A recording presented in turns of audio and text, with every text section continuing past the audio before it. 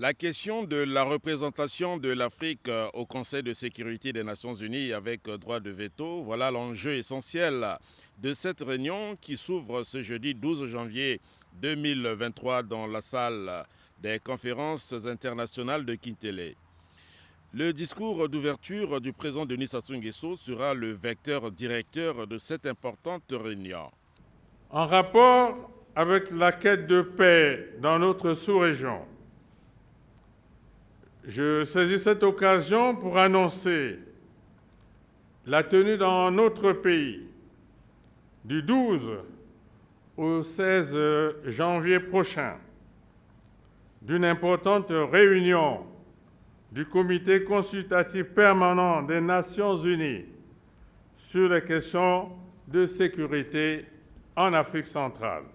L'Afrique longtemps victimée, traînée en dérision dans les conflits et autres maux qui empoisonnent la vie de la planète.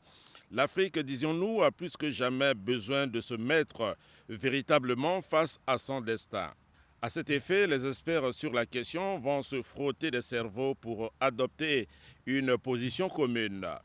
L'histoire nous enseigne que la victoire est toujours du côté des peuples organisés. Lazare Makaya Safouès, ambassadeur représentant de la République du Congo auprès des Nations Unies. Ça fait déjà près de 14 ans et nous sommes dans une sorte d'impasse.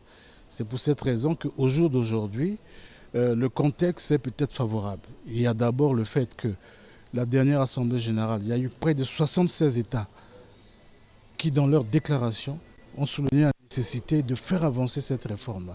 Et il y a également la récente déclaration, l'annonce qui a été faite par le président Joe Biden pour une forte implication de l'Afrique dans les affaires de ce monde.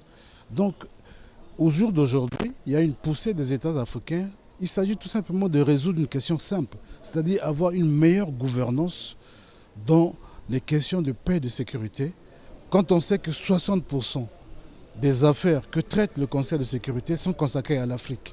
Donc c'est une question de justice morale. 60% des questions traitées par le Conseil de sécurité concernent l'Afrique.